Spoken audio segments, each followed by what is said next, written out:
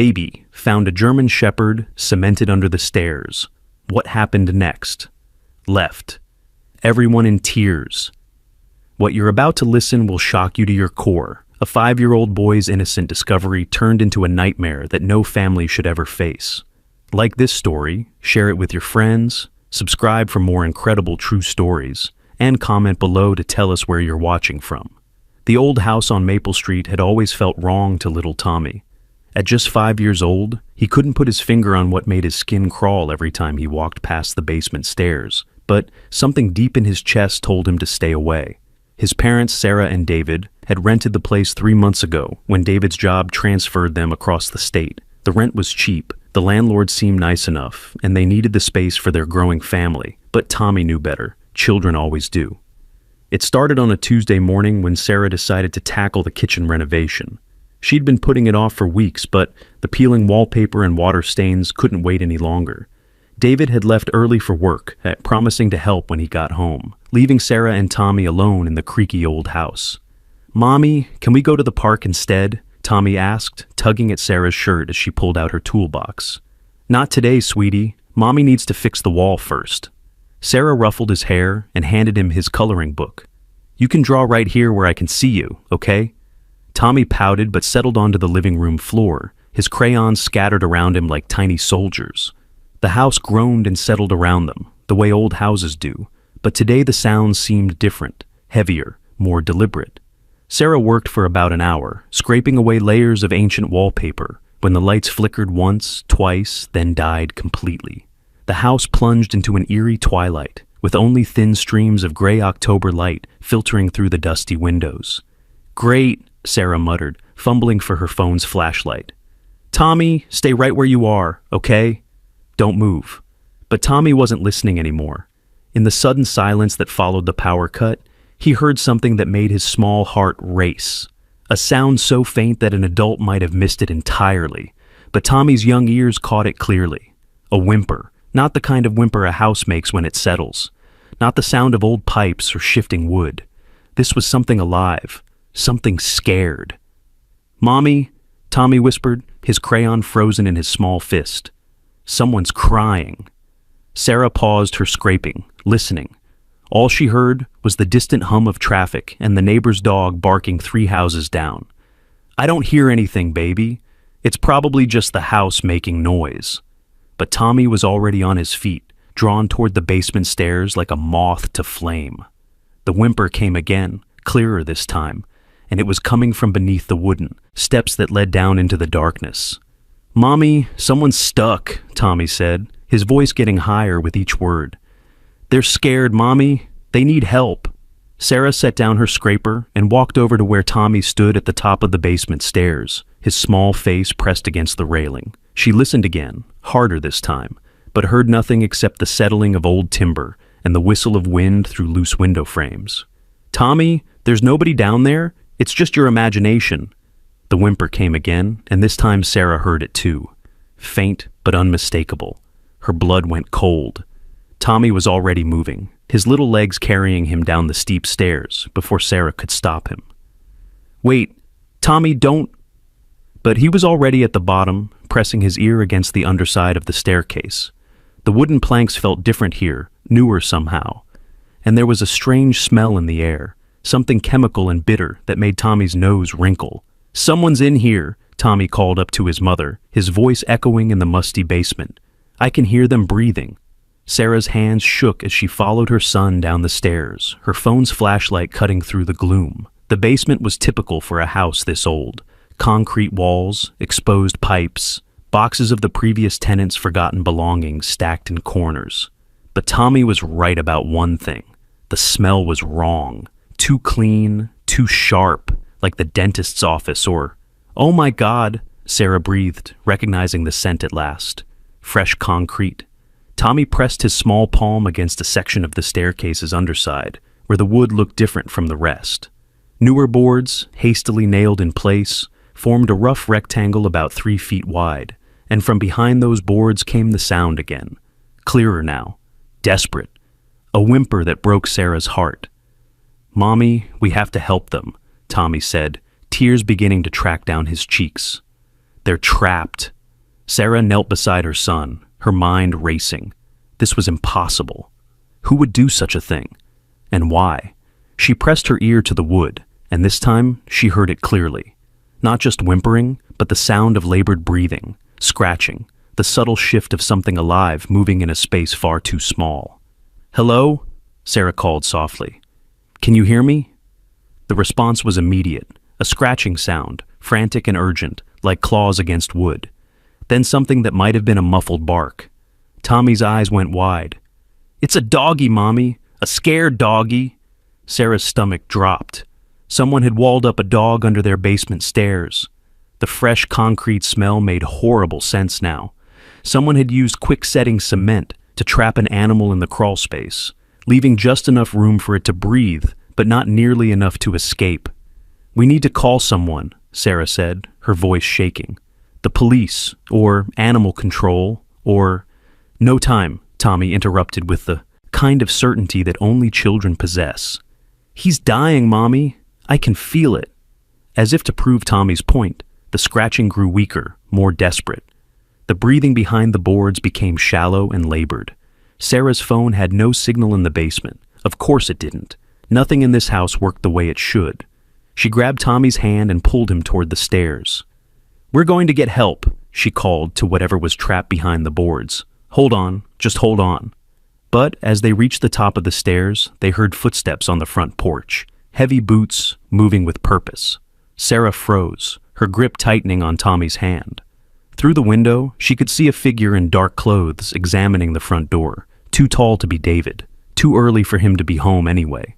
The figure tried the door handle once, twice, then moved toward the side of the house. "Mommy," Tommy whispered, "what if that's the person who hurt the doggy?" Sarah's blood turned to ice. What if Tommy was right? What if whoever had done this terrible thing had come back? The sound from beneath the stairs grew weaker, more desperate. Time was running out for whatever was trapped down there. But if they went back down to help, they'd be trapped too if that figure outside decided to come in. Sarah made a decision that would haunt her for weeks to come. She grabbed the house phone from the kitchen wall, grateful that the landline still worked even without power, and dialed 911 with shaking fingers. 911, what's your emergency?" "There's an animal trapped under my basement stairs," Sarah whispered into the phone, her eyes never leaving the windows. "Someone cemented it in, and I think whoever did it might be outside my house right now." As she spoke, the scratching from below grew even fainter. Tommy tugged at her shirt, tears streaming down his face. "Hurry, Mommy, please hurry." The operator's voice was professional but urgent. "Ma'am, I'm sending units to your location now. Do not attempt to free the animal yourself. If you believe someone dangerous is outside your home, lock all doors and windows and stay away from any entrances." But Sarah was already moving toward the basement again, Tommy close behind her. She couldn't stand here listening to something die while help was still minutes away. "Ma'am, please stay on the line," the operator said, but Sarah had already hung up. Back in the basement, the scratching had almost stopped entirely. Sarah pressed her ear to the boards again and heard the shallowest breathing, like a whisper of wind through leaves. "We're here," she called softly. "We're going to get you out." Tommy placed his small hand on the boards and closed his eyes. "His name is Scout," he said suddenly. "He told me. His name is Scout." Sarah stared at her son in amazement, but before she could ask how he knew that, a sound from above made them both freeze. The front door was opening. Heavy footsteps crossed the living room floor, slow and deliberate. Whoever it was wasn't trying to be quiet anymore. They were searching for something, or someone. Sarah grabbed Tommy and pulled him behind a stack of boxes, her heart hammering so loud she was sure it would give them away. The footsteps moved toward the kitchen, then stopped directly above the basement stairs. A voice called down, rough and unfriendly. "I know you're down there. Come up slowly and nobody gets hurt." Sarah's blood ran cold. This wasn't the police. This wasn't help. This was the person who had done this terrible thing. Tommy pressed closer to his mother, his small body trembling. Behind the boards, Scout's breathing grew even shallower, barely audible now.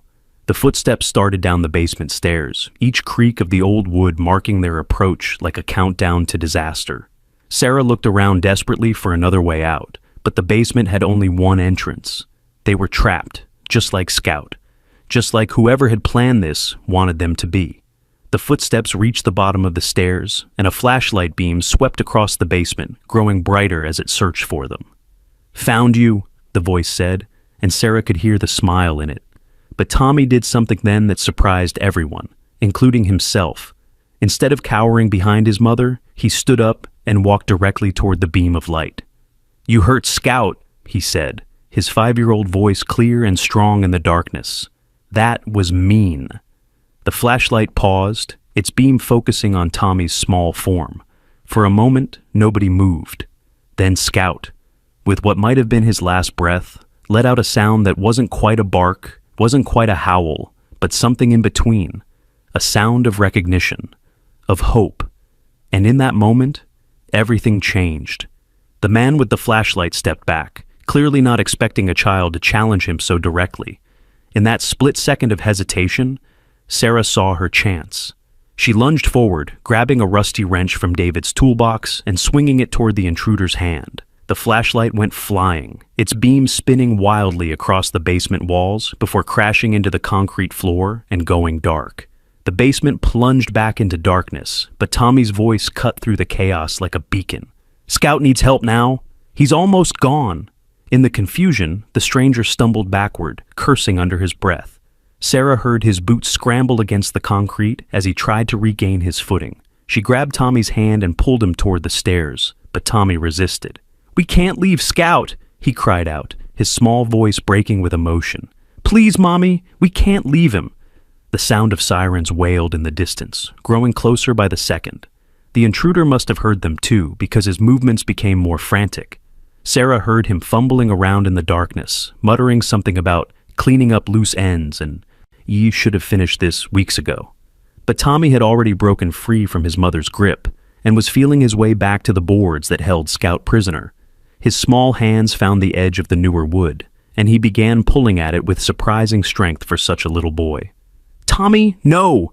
Sarah reached for him just as the basement door above them slammed shut with a thunderous bang. They heard the click of a lock turning, trapping them all in the darkness together. The stranger's voice came from somewhere near the far wall, cold and calculating. "Well, this complicates things, but maybe it's better this way. No witnesses." Sarah's phone finally found a signal in her pocket, its screen providing the only light in the pitch-black basement. She could see Tommy still working at the boards, his little fingers bleeding from splinters, but refusing to give up.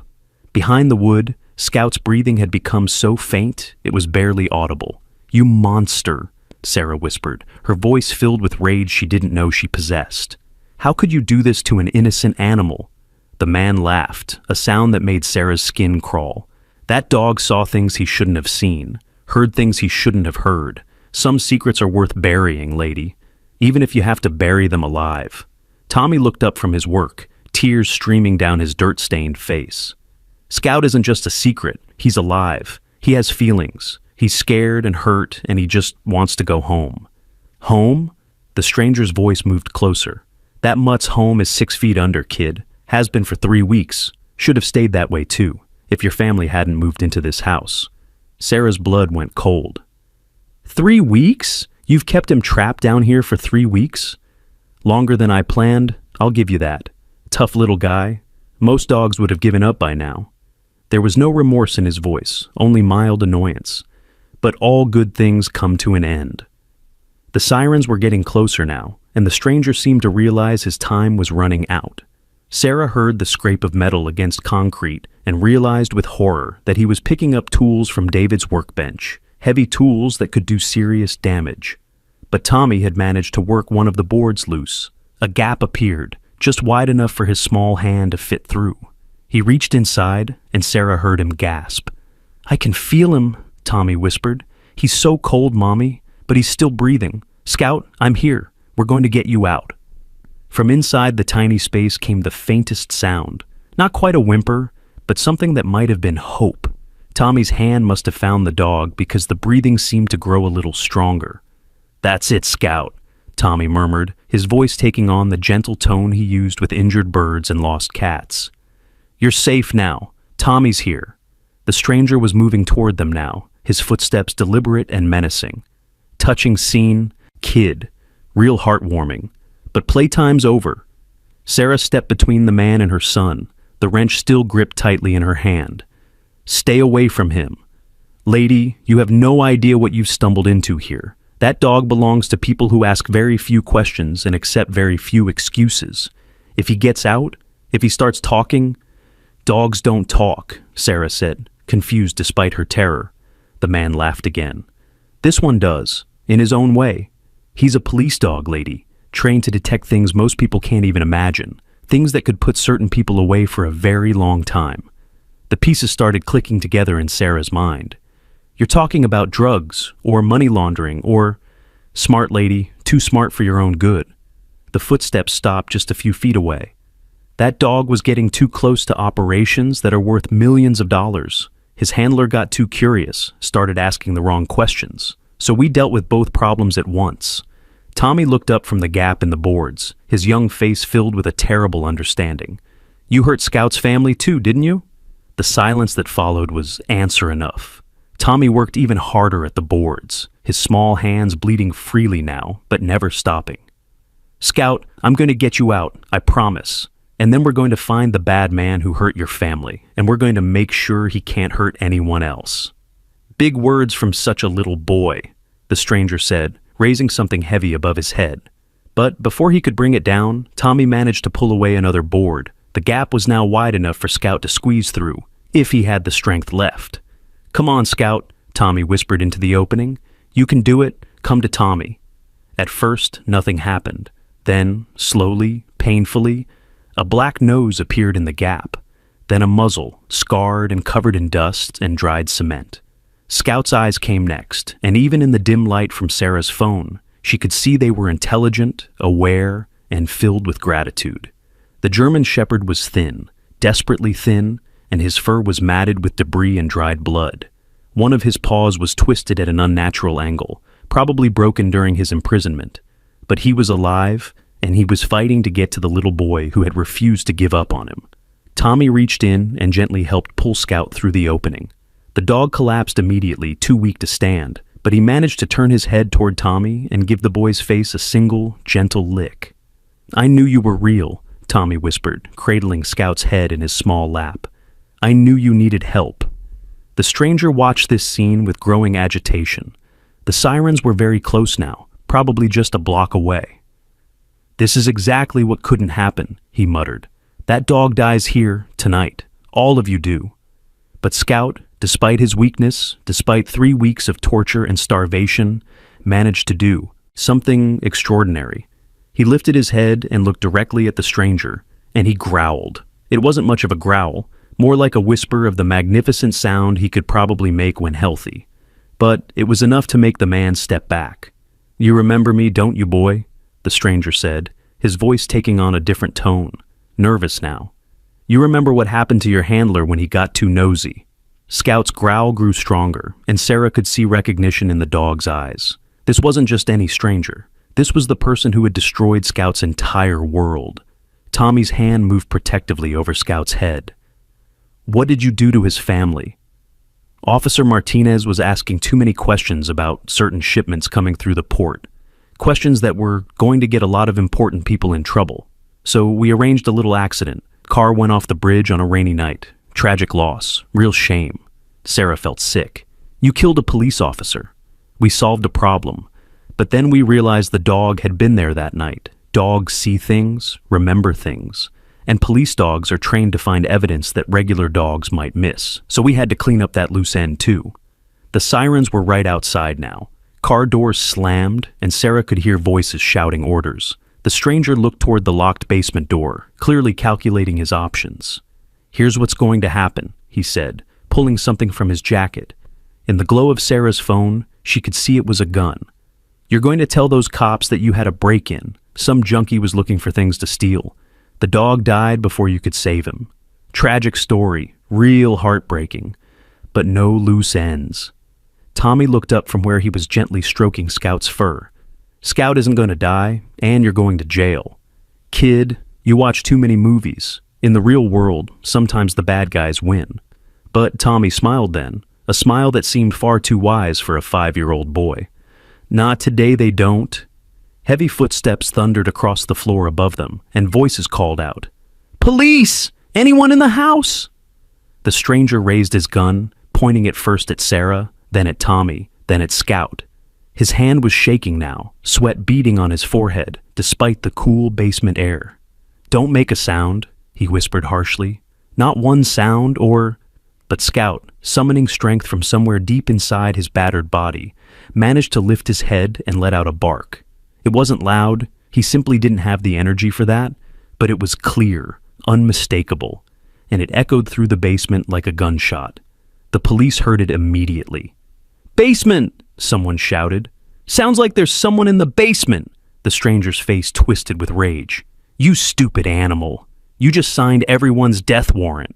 He raised the gun toward Scout, but Tommy threw himself across the dog's body, shielding him with his small frame. "No! You can't hurt him anymore!" Sarah lunged forward with the wrench, but the stranger was faster. He knocked her backward, sending her crashing into the stack of boxes. The phone went flying, its light spinning wildly before hitting the wall and going dark. The basement plunged into complete darkness just as the sound of splintering wood came from above. The police were breaking down the basement door. In the chaos, the stranger fired his gun. The muzzle flash lit up the basement for a split second, showing Tommy still protecting Scout, Sarah struggling to get back to her feet, and the narrow beam of light from the broken basement door as the police started down the stairs. But something was wrong. The stranger was cursing, fumbling with his weapon.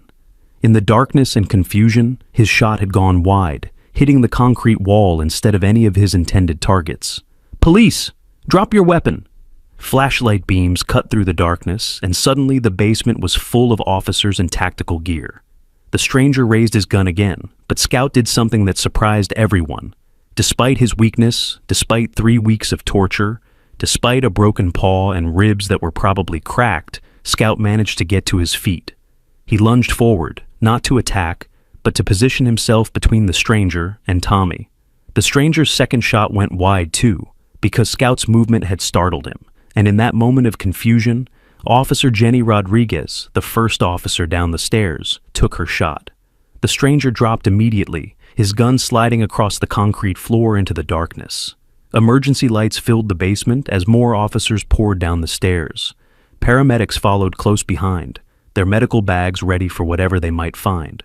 Tommy was still on his knees next to Scout, his small hands gently stroking the dog's fur. "It's okay now," he whispered. "The bad man can't hurt you anymore." Scout looked up at the boy who had saved his life, and somehow managed to wag his tail. Just once, but it was enough to bring tears to every adult eye in that basement. Officer Rodriguez knelt down next to Tommy and Scout, her voice gentle. "Hey there, little guy. You did real good tonight. Real good." Tommy looked up at her with serious eyes. Scout was a police dog. His name was Officer Martinez's partner. The bad man hurt them both because they found something they shouldn't have found. Rodriguez's expression changed immediately. She looked at Scout with new understanding, recognizing something in his bearing and training that marked him as more than just a pet. "Can you tell me more about Officer Martinez?" she asked Tommy gently.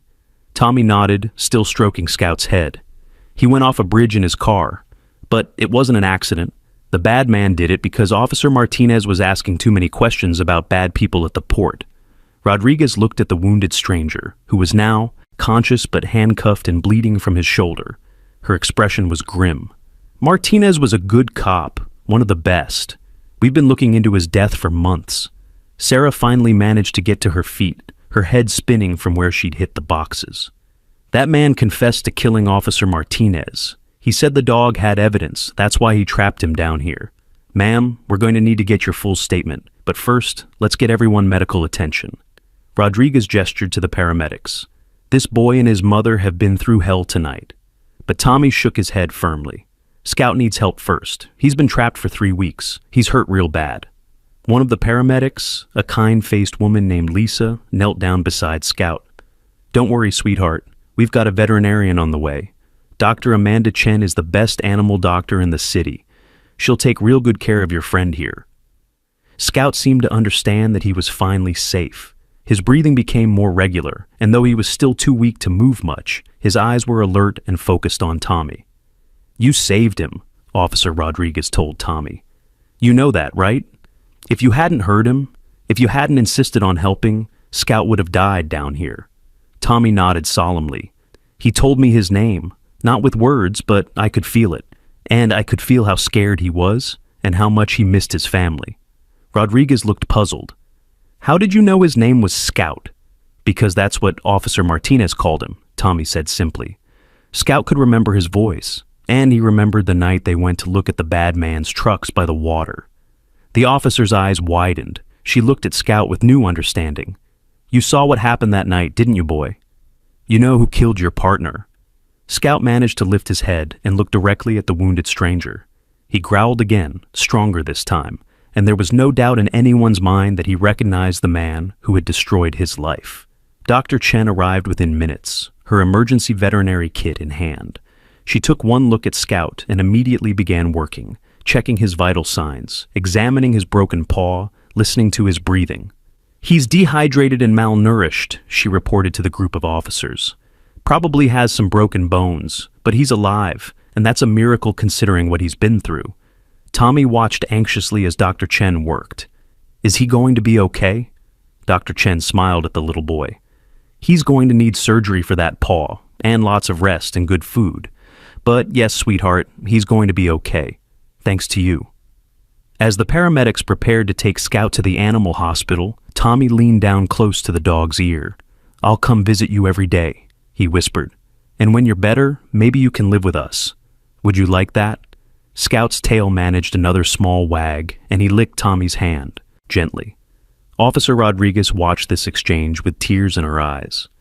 That dog owes you his life, son. And so do a lot of other people who would have been hurt if this criminal had stayed free. As they carried Scout up the stairs on a specially designed stretcher, Tommy walked beside him, holding the dog's paw gently. Don't be scared, Scout. Everything's going to be better now. Sarah wrapped her arm around her son's shoulders, amazed at his courage and compassion. I'm proud of you, Tommy, so proud. The stranger, now conscious and being loaded into an ambulance under police guard, looked at Tommy with hatred in his eyes. This isn't over, kid. People like me, we have friends, lots of friends. But Tommy looked back at him with the fearless eyes of a child who had stared down evil and won. Scout has friends too now, and good friends are stronger than bad ones. Officer Rodriguez made sure the criminal was secured in the ambulance before turning back to Tommy and Sarah. We're going to need to talk more about everything that happened here tonight, but first, let's get you both checked out by the medics. As they walked up the basement stairs together, leaving behind the small concrete tomb that had nearly become Scout's grave, Tommy looked back one more time. Scout's going to help catch all the bad people, isn't he? Tommy asked. Rodriguez nodded.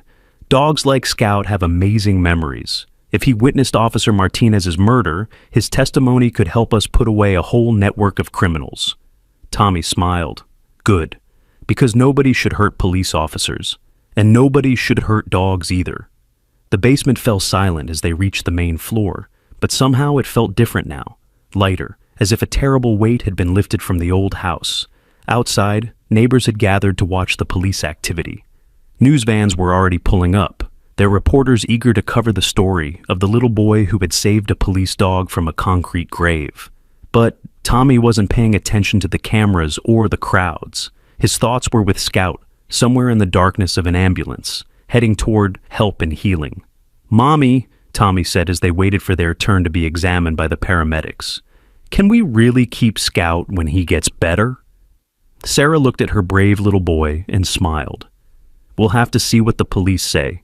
Scout might have to work again when he's healthy. Tommy nodded thoughtfully. That's okay, as long as he's safe and the bad people can't hurt him anymore.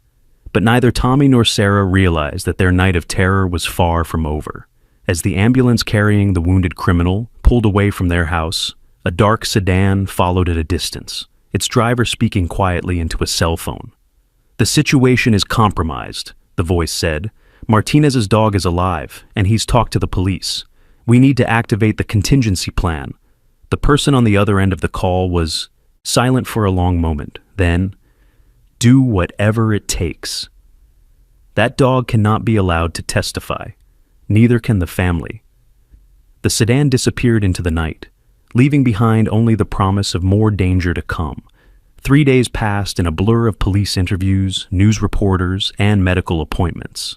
Tommy had become something of a local hero, his picture appearing on the front page of the newspaper under the headline, "Boy Saves Police Dog from Concrete Tomb."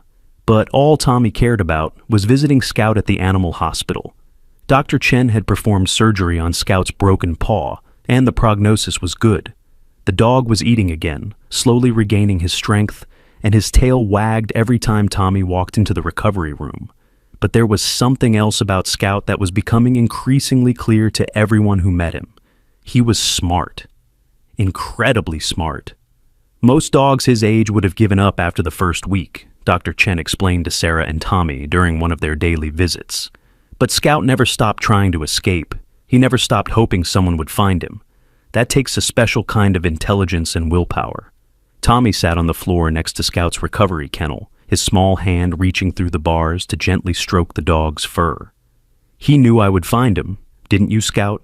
Scout's response was to press his nose against Tommy's palm and make a soft whining sound that somehow conveyed more emotion than words ever could. Officer Rodriguez had become a regular visitor too, and her conversations with Dr. Chen were becoming increasingly technical. They spoke in low voices about evidence recovery training and scent memory retention and testimony protocols that went completely over Tommy's head, but he could tell they were excited about something. Scout was one of the best drug detection dogs on the force, Rodriguez explained to Sarah during one visit, but he was also trained in something much more specialized. He could detect trace amounts of explosives, chemical residues, even specific types of ink used in counterfeit money operations. Sarah raised an eyebrow. "And you think that's why they tried to kill him?" "I think Scout witnessed something the night Officer Martinez died that could break open the biggest criminal operation this city has ever seen." Rodriguez lowered her voice. Martinez had been investigating suspicious cargo shipments at the port, the kind of shipments that arrive in the middle of the night with no paperwork and disappear before dawn. Tommy looked up from where he was playing with Scout. "What kind of things were in the boxes?" Rodriguez hesitated, clearly uncomfortable discussing criminal activities with a 5-year-old. But Tommy's earnest expression and the fact that he'd already been through so much made her decide to be honest. "Bad things, Tommy. Drugs that hurt people, weapons that shouldn't exist, money that criminals use to buy more bad things." She knelt down to Tommy's level. "Scout was trained to smell all of those things. And the night Officer Martinez died, Scout smelled something that scared the bad people so much they were willing to kill a police officer to keep it secret." Scout seemed to understand the conversation because he lifted his head and looked directly at Rodriguez. His dark eyes held an intelligence that was almost human, and when he tilted his head in that way dogs do when they're listening carefully, it was clear he was processing every word. "The problem is," Rodriguez continued, "Scout can't tell us what he smelled or what he saw, at least not in words. But Tommy had been thinking about this for days, and he had an idea that surprised all the adults in the room. What if he could show us instead of telling us? Dr. Chen looked puzzled. What do you mean, sweetheart? Tommy's face lit up with the kind of excitement that only children can muster when they've solved a particularly difficult puzzle. Scout remembers everything, right? All dogs remember smells forever. So what if we took him to places where those smells might be, and he could show us which ones are the bad ones? Rodriguez and Dr. Chen exchanged glances. It was an incredibly sophisticated suggestion for such a young child, but it was also exactly what they'd been hoping to figure out. Tommy, that's brilliant, Rodriguez said slowly. But Scout would have to be completely healed first, and even then, it could be dangerous. The people who tried to kill him once won't hesitate to try again. As if he understood the danger being discussed, Scout pressed closer to the kennel bars, trying to get as close to Tommy as possible. The little boy reached in and gently scratched behind Scout's ears, the way he'd learned the dog liked best. Scout isn't scared anymore, Tommy said with absolute certainty. Are you, boy? Because we're going to be together now, and together we're stronger than any bad people. Scout's tail wagged, and he managed a soft woof that sounded almost like agreement. But Dr. Chen was frowning at something she'd noticed during the conversation. Officer Rodriguez, has anyone been asking questions about Scout's condition? Other police officers, maybe? City officials? Rodriguez's expression darkened. Why do you ask? Because yesterday, a man in a very expensive suit came by asking about visiting hours and recovery times. He said he was from the city attorney's office, but something felt wrong about him. He asked very specific questions about when Scout might be released and where he would be staying. Sarah felt a chill run down her spine. What kind of specific questions?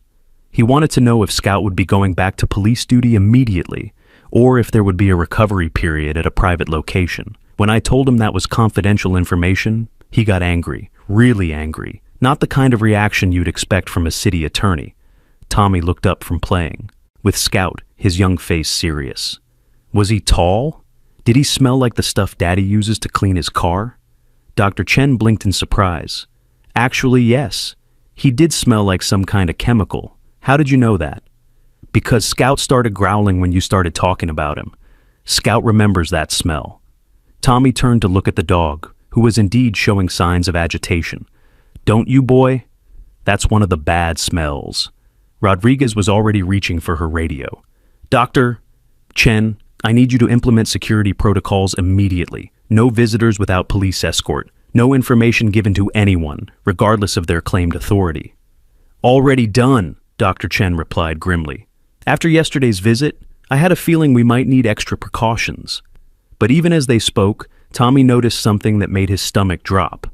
Through the animal hospital's front window, he could see a dark sedan parked across the street. The same kind of car he'd seen driving slowly past their house every day since the rescue. Mommy, Tommy whispered, tugging on Sarah's sleeve. The bad people are outside. Sarah looked where Tommy was pointing and felt her blood turn cold. The car was too far away to see the driver clearly, but something about it felt wrong, threatening. Rodriguez followed their gaze and immediately grabbed her radio. This is Rodriguez. I need backup at City Animal Hospital immediately. Possible hostile surveillance. The response was immediate. Backup en route. ETA 3 minutes. But 3 minutes felt like an eternity when Tommy suddenly pointed to the back of the building. There's another car back there, and another one on the side street. They were surrounded.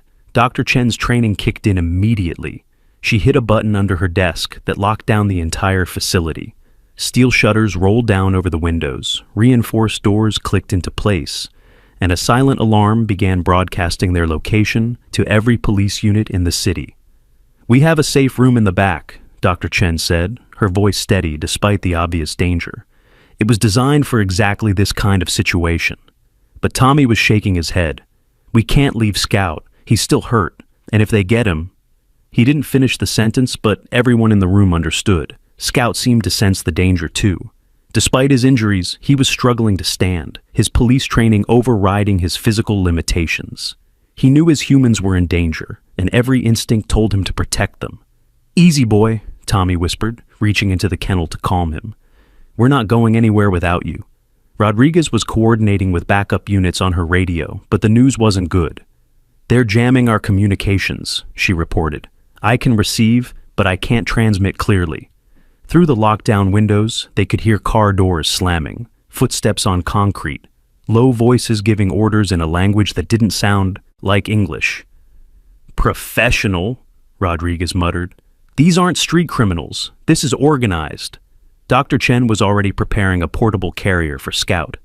If we're going to move, we need to move now, before they have time to set up properly. But Tommy had noticed something that the adults had missed. Scout wasn't just agitated. He was alert in a very specific way. His head was tilted toward the front of the building, his nose working furiously, and his ears were pricked forward in the stance Dr. Chen had explained meant he was detecting something important. Scout smells something, Tommy announced. Something that reminds him of that night. Rodriguez looked at the dog with new understanding. What is it, boy? What do you smell? Scout whined and pawed at the kennel door, trying to get closer to the front of the building. His behavior was becoming more urgent by the second. It's the same smell, Tommy said with sudden clarity. The same chemical smell from the man who came asking questions. Scout recognizes it. Dr. Chen's eyes widened. You think the man from yesterday is out there now? I think, Rodriguez said grimly, that we're about to find out exactly who killed Officer Martinez. The sound of breaking glass came from somewhere in the building, not the front windows, which were protected by security shutters, but from a skylight or back window that the lockdown system hadn't covered. "Safe room, now," Dr. Chen ordered, lifting Scout's carrier. But as they moved toward the back of the building, Tommy grabbed Rodriguez's arm. "Wait, what if this is what Scout's been waiting for? What if this is his chance to help catch the bad people?" Rodriguez looked at the 5-year-old boy in amazement. "Tommy, this is incredibly dangerous. These people have already killed one police officer. But Scout's not alone this time," Tommy said firmly. "He has us, and we have him, and together, maybe we can stop them before they hurt anybody else." The sound of footsteps in the building was getting closer, heavy boots moving with military precision through the corridors of the animal hospital. Scout was whining urgently now, and his meaning was clear to anyone who looked at him. He didn't want to run. He wanted to fight. Not with violence, but with the skills he'd been trained to use. Detection, evidence gathering, justice. "There's another way, Doctor," Chen said suddenly. "The building has a security system that records everything. Audio, video, chemical sensors for the laboratory. If Scout can identify the specific scents these people are carrying, if he can alert to evidence while it's being recorded."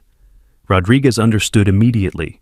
"We could get everything we need for prosecution, not just for Martinez's murder, but for the entire operation." Tommy looked at Scout, who was watching the conversation with those intelligent dark eyes. "What do you think, boy? Are you ready to be a police dog again?" Scout's response was to stand up in his carrier, despite his healing injuries, and let out a single clear bark. It wasn't the weak sound of a sick animal. It was the confident bark of a working dog ready to do his job. The footsteps were very close now. Voices could be heard just around the corner from their location. "We need to be smart about this," Rodriguez whispered. "Doctor, Chen, can you get that recording system activated from here?" "Already done," Dr. Chen replied, showing them a tablet that displayed multiple camera feeds throughout the building. "Everything is being recorded and transmitted to off-site servers. Even if they destroy the equipment here, the evidence will be preserved." Tommy knelt down next to Scout's carrier. "Okay, boy. This is your chance to catch the bad people who hurt Officer Martinez. But you have to be careful. We can't lose you again."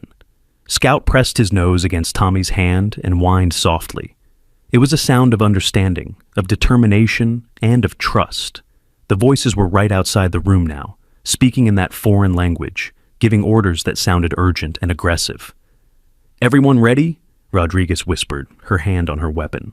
But before anyone could answer, Scout did something extraordinary. He began to bark in a very specific pattern. 3 short barks, followed by 2 long ones, repeated over and over. Dr. Chen looked puzzled, but Rodriguez's face went white. "That's his alert signal. He's detected something specific." She looked at Scout with new respect. "What is it, boy? What have you found?" Scout continued his alert pattern, but now he was focused on a specific direction, through the wall, toward the front of the building where the voices were coming from. "Explosives!" Rodriguez breathed. "He's alerting for explosives." The implications hit everyone at once. These weren't just criminals trying to silence a witness. They were terrorists, or close to it, carrying enough firepower to level the building. "We have to warn the backup units," Rodriguez said urgently. "If they go in without knowing about explosives." But even as she spoke, they heard the sound of police sirens approaching. Multiple units coming fast. The voices in the building became more urgent, more panicked. Orders were being shouted now, and the sound of running feet filled the corridors. Scout's alert pattern became even more frantic. Whatever he was detecting, there was a lot of it. "They're planning to blow the building," Tommy said, with the terrible clarity that children sometimes possess. "They're going to try to make it look like an accident, but really, they just want to make sure Scout can't tell anyone what he knows." Rodriguez was trying desperately to reach the approaching units on her radio, but the jamming was still in effect. She could hear them, but they couldn't hear her warnings about the explosives. "Dr. Chen, is there any other way to communicate with the outside?" "The landline should still work," Dr. Chen replied, pointing to an old-fashioned phone on the wall. But as Rodriguez reached for it, the building shook with a tremendous explosion. Not inside the building, but close enough to rattle every window and set off car alarms throughout the neighborhood. Tommy looked at Scout, who had stopped his alert pattern and was now simply watching the door with the intense focus of a predator waiting for prey. "That wasn't them," Tommy said quietly. "That was us. The police found their car, didn't they, Scout? Scout's tail wagged once, and his eyes remained fixed on the door. The voices in the building were panicking now, shouting in English mixed with what sounded like Russian or Eastern European languages. Plans were falling apart, and the carefully organized operation was becoming a desperate fight for survival. "They're trapped," Rodriguez realized. "The backup units have the building surrounded, and their escape route just got blown up." But trapped criminals with explosives were even more dangerous than organized ones. The sound of running feet was getting closer to their location, and the voices were becoming increasingly desperate. Scout began barking again, but this time it was different. Not an alert pattern, but sharp warning barks that meant immediate danger. "They're coming this way," Tommy whispered. Dr. Chen grabbed a tranquilizer gun from her medical supplies. "Non-lethal, but it'll drop a grown man in seconds." Rodriguez checked her weapon and positioned herself between the door and the civilians. "Whatever happens, protect Scout and Tommy. They're the key to everything." The door burst open, and 3 men in tactical gear stormed into the room. They were clearly professionals, military training, expensive equipment, and the cold eyes of people who killed for money. But they weren't expecting a German shepherd who remembered their scent from the night they murdered his partner. Scout launched himself from his carrier, despite his injuries, his police training overriding every survival instinct. He didn't attack the men. He was too smart for that. Instead, he positioned himself directly between them and Tommy, his body language making it clear that they would have to go through him to hurt the child. The lead man raised his weapon, but Rodriguez was faster. Her shot took him down cleanly, and Dr. Chen's tranquilizer dart caught the second man before he could react. The third man, seeing his companions fall, made a desperate decision. He pulled something from his vest, a small device with a blinking red light. "Everyone dies," he snarled in heavily accented English. "No witnesses, no evidence." But Tommy did something then that no one expected. He looked the man straight in the eyes and said, very calmly, "Scout already told us everything. The police know about the port, they know about the money, and they know you killed Officer Martinez." The man's hand hesitated on the device. "Impossible. Dog cannot talk." Tommy smiled. "Dogs don't need to talk. They just need to remember. And Scout remembers everything." Scout stepped forward then, his alert bark clear and strong. He was detecting explosive residue on the man's clothing, his equipment, his hands. Evidence that would tie him directly to other crimes, other bombings, other murders. The man looked at Scout with growing horror as he realized what the dog represented. Not just a witness to one murder, but a living, breathing database of evidence that could destroy an entire criminal network. "How long has he been gathering scent evidence?" the man whispered. 3 years, Rodriguez said coldly. 3 years of working the port, detecting your shipments, memorizing your scents. Officer Martinez wasn't just investigating random cargo.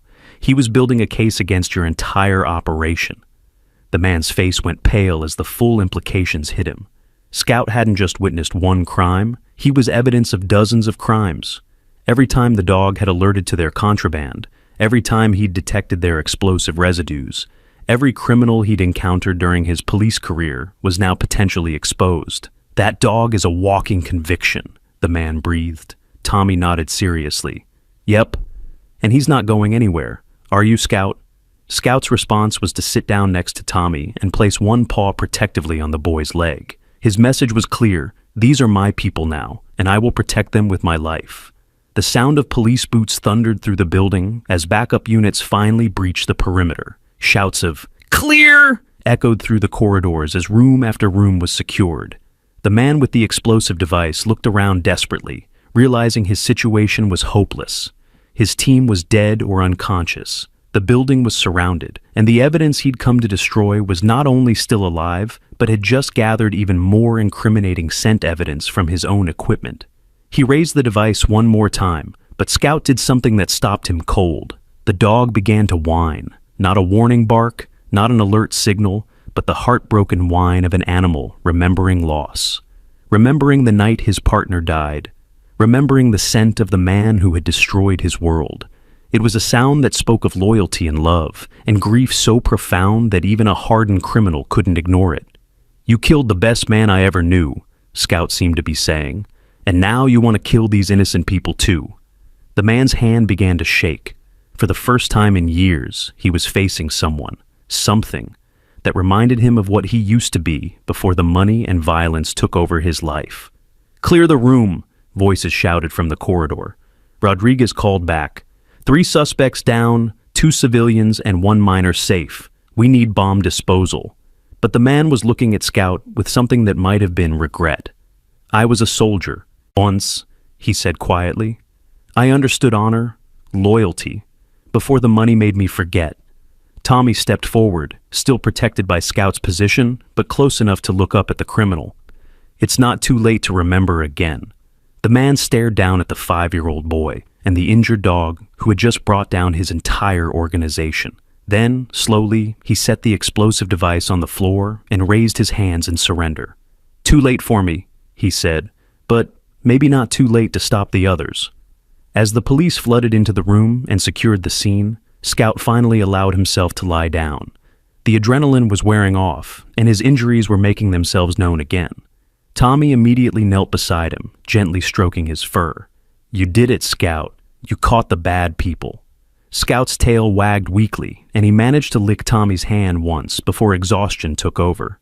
Dr. Chen was already examining him, checking to make sure his exertion hadn't reopened any wounds. "He's okay," she announced. "Tired, but okay. This dog has the heart of a lion." Officer Rodriguez was coordinating with the bomb disposal team, but she took a moment to kneel next to Tommy and Scout. "You know what this means, don't you? Scout's testimony is going to put away dozens of criminals. Drug dealers, weapons smugglers, money launderers, people who have been operating for years thinking they were untouchable." Tommy looked up at her with serious eyes. "Will Scout have to go back to being a police dog full-time?" Rodriguez smiled. "That's up to Scout and his new family." She looked at Sarah meaningfully. "The department would be honored to have Scout continue his service, but he's earned the right to choose his own path, whether that's with the police force or with a little boy who saved his life." Scout seemed to be listening to the conversation because he lifted his head and looked first at Rodriguez, then at Tommy. His choice was clear in the way he pressed closer to the child and placed his head in Tommy's lap. "I think," Tommy said softly, "Scout wants to do both. Be a police dog when people need his help, but come home to us when the work is done." Rodriguez nodded. "I think that can be arranged." As the last of the criminals was led away in handcuffs and the bomb disposal team finished clearing the building, Tommy sat on the floor with Scout's head in his lap, gently stroking the dog's ears. "We make a good team," he whispered. "Don't we, boy?" Scout's response was a contented sigh and a tail wag that said more than words ever could. The danger was over, but somehow Tommy knew this was just the beginning of their adventures together. 2 weeks later, Scout was finally strong enough to leave the animal hospital. Dr. Chen had cleared him for light activity, though his paw would always be a little stiff, and he would need regular checkups for the rest of his life. But none of that mattered to Tommy, who had spent every possible moment at the hospital reading to Scout, playing gentle games, and simply being there when the dog needed comfort. The paperwork for Scout's adoption had been expedited through the police department, with Officer Rodriguez personally vouching for Tommy and Sarah's ability to care for a former police dog. David had been skeptical at first. A German Shepherd was a big responsibility, and Scout came with unique needs and a dangerous history. But one look at the bond between his son and the dog had convinced him that some things were simply meant to be. Scout's homecoming was everything Tommy had dreamed of, and more. The dog explored every inch of their house with the thoroughness of a professional investigator, checking corners, sniffing baseboards, and generally making sure his new family was safe. When he was satisfied that no threats lurked in their home, Scout claimed a spot right beside Tommy's bed and settled in with a contented sigh. "He's protecting you," Sarah observed, watching Scout position himself where he could see both the bedroom door and the window. "Even in his sleep he's working." Tommy didn't mind. Having Scout nearby made him feel safer than he'd ever felt before. The nightmares about the basement and the men with guns had been coming regularly since the rescue, but with Scout's warm presence beside him, the bad dreams seemed to fade away. But their peaceful new routine was about to be interrupted in a way none of them expected. It started with a phone call on a Thursday evening. David answered, expecting it to be work, or maybe one of the neighbors calling about the media attention their story had generated. Instead, it was Officer Rodriguez, and her voice carried an urgency that made David's stomach clench. "We need Tommy and Scout at the station tomorrow morning," Rodriguez said without preamble. "There's been a development in the case." David glanced toward the living room where Tommy was curled up on the couch reading to Scout, who listened with the patient attention of a dog who understood that stories were important. "What kind of development?" "The kind that changes everything," Rodriguez replied cryptically. "David, I can't give you details over the phone, but the information we got from the criminals we arrested has led to something bigger than we imagined, much bigger." "Is my family in danger?" There was a pause that lasted too long. "We don't think so, but we need Scout's help to make sure it stays that way." After David hung up, he found himself staring at his son and the dog who would become such an integral part of their lives. Tommy was showing Scout pictures in his book, pointing to different animals and making the sounds he thought they would make. Scout responded to each one with patient attention and the occasional tail wag. They looked so normal, so peaceful. It was hard to believe that just 2 weeks ago, they'd been in a life-or-death situation with international criminals. "Daddy?" Tommy looked up from his book. "Is everything okay? You look worried." David forced a smile. "Everything's fine, buddy. Officer Rodriguez just wants to see you and Scout tomorrow. Probably just to check how Scout's doing." But Scout had lifted his head at the mention of Rodriguez's name, and his ears were pricked forward in the alert position that meant he was processing important information. Dogs, especially trained police dogs, were remarkably good at reading human emotions and understanding when situations were serious. Tommy noticed Scout's change in demeanor immediately. "Scout knows something's happening, don't you, boy?" Scout's response was to stand up and move to the front window, where he positioned himself to watch the street. It was a casual movement, but David recognized it for what it was, a security check. "Maybe we should call it an early night," Sarah suggested, noticing the tension that had suddenly filled the room. "Big day tomorrow?" But Tommy was studying Scout's body language with the intense focus he had developed over the past few weeks. "Scout's not tired. He's working, aren't you, boy?" As if to confirm Tommy's observation, Scout moved to the back door and repeated his security check, nose working to detect any unusual scents, ears turning to catch sounds that human ears might miss. "He's making sure we're safe," Tommy explained to his parents with the matter-of-fact tone of someone who had spent considerable time learning to read dog behavior. "Dr. Chen taught me about how police dogs think. They're always protecting their pack." David felt a chill run down his spine. If Scout was going into protection mode without any obvious threat, it meant the dog's highly trained senses were detecting something the humans couldn't perceive. "Tommy, why don't you and Scout come away from the windows?" Sarah suggested gently. But Scout had moved to the living room window and was standing very still, his head tilted in the specific way that meant he was listening to something important. After a moment, he made a soft woof sound. Not a bark, but a quiet alert that Dr. Chen had explained was how police dogs communicated with their handlers when they detected something significant, but weren't sure if it was a threat. Tommy immediately went to Scout's side. "What is it, boy?" "What do you hear?" Scout looked at Tommy, then back at the window, then at Tommy again. His message was clear. Something was outside that warranted attention, but he wasn't sure what it was. David moved to the window carefully, staying to one side so he wouldn't silhouette himself against the light. The street looked normal. A few parked cars, neighbors walking dogs, kids riding bikes in the fading evening light. Nothing that should have triggered Scout's alert. But then he saw it. A van parked at the end of the block that hadn't been there an hour ago. Dark blue, no obvious markings, and positioned so that anyone inside would have a clear view of their house. "Sarah," David said quietly, "call Officer Rodriguez. Tell her we might have a situation." Scout's ears perked up at the word situation, and he moved away from the window to position himself between the front door and Tommy. His police training was kicking in automatically, prioritizing the protection of the most vulnerable member of his pack. Sarah was already dialing, her fingers shaking slightly as she punched in Rodriguez's number. The phone rang once, twice, 3 times before the officer answered. "Rodriguez, this is Sarah Thompson. David said to call you. Scout is acting like there's something wrong, and there's a suspicious van watching our house." "What color van?" "Dark blue, no markings that we can see." There was a pause, then Rodriguez's voice came back sharp and urgent. "Get away from the windows. Now, we're sending units to your location immediately." "What's going on?" Sarah asked, but the line had already gone dead. David was gathering Tommy and Scout away from the front of the house when the van's doors opened. 3 men got out, moving with the purposeful stride of people who had a job to do. They were dressed casually, jeans, t-shirts, baseball caps. But something about their movements reminded David uncomfortably of the military precision he'd seen from the criminals at the animal hospital. "Basement," David said quietly. "Now." But Scout had other ideas. Instead of following the family toward the back of the house, he moved to the front door and sat down in the classic police dog, guard position. His message was clear. No one was coming through that door without going through him first. "Scout, come on," Tommy called softly. "We need to go hide." Scout looked at Tommy with those intelligent dark eyes, then back at the door. His internal conflict was obvious.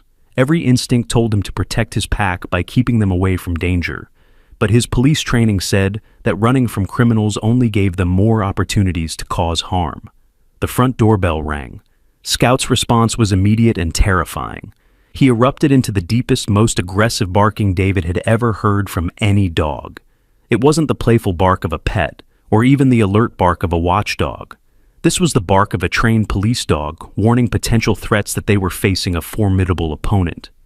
Tommy ran to Scout's side despite his parents' whispered protests. "It's okay, boy. We're together. Remember?" Scout's barking immediately softened, though he remained in position at the door. Tommy's presence seemed to calm him, while simultaneously strengthening his resolve to protect his family. The doorbell rang again, followed by a polite knock. "Mr. Thompson?" a voice called through the door. "We're with the FBI. We need to speak with you about your son's involvement in the Martinez case." David felt his blood pressure spike. Real FBI agents didn't just show up at people's houses without calling first. And they certainly didn't arrive in unmarked vans with no backup. Scout was still barking, but now his pattern had changed to the specific alert sequence that meant he recognized dangerous scents. Whatever these men were carrying, weapons, explosives, chemicals, Scout's nose was cataloging it all. "Daddy," Tommy whispered, "Scout says they're lying. They smell like the bad people from the hospital." David believed his son without question. Over the past 2 weeks, Tommy had developed an almost supernatural ability to interpret Scout's various signals and alerts. If Scout said these people were dangerous, then they were dangerous. The sound of sirens wailed in the distance, growing closer by the second. Rodriguez hadn't wasted any time sending backup. The voice outside became more urgent. "Mr. Thompson, we know you're in there. We just need to ask a few questions about the evidence your son's dog may have gathered." But Scout's barking was now reaching a fever pitch, and his body language had shifted into full attack mode. These weren't FBI agents asking questions. These were criminals trying to eliminate witnesses. "They're going to try to come in," David said grimly, moving to get between his family and the front door. But Tommy had a different idea. He knelt down next to Scout and whispered something in the dog's ear. Scout immediately stopped barking and tilted his head, listening intently to whatever the boy was telling him. Then Scout did something remarkable. He moved away from the front door and headed toward the back of the house, but not to run. Instead, he positioned himself at the kitchen window that faced the backyard and began a different kind of alert. 3 sharp barks followed by a pause, repeated over and over. "He's calling for help," Tommy explained to his confused parents. "Police dogs have special signals for when they need backup.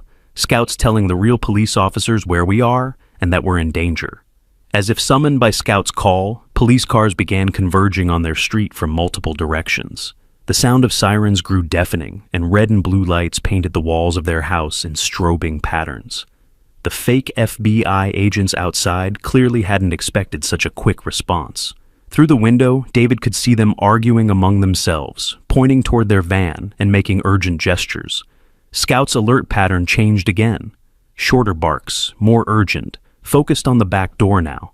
"They're trying to go around back," Tommy interpreted. "Scout can smell them moving." David grabbed his phone and called 911, even though police were already surrounding the house. "This is David Thompson on Maple Street. There are armed men impersonating FBI agents trying to break into our house. Our police dog is trained in alerting to weapons." The 911 operator's response was immediate. "Sir, stay on the line. Officers are on scene and moving to secure the perimeter." Through the front window, they could see the real police officers taking positions behind their cars, weapons drawn, calling out commands through megaphones. "This is the police! You are surrounded! Drop your weapons and come out with your hands visible!" The fake FBI agents were trapped between the house and the police cars, with no way to escape and no way to complete whatever mission had brought them there.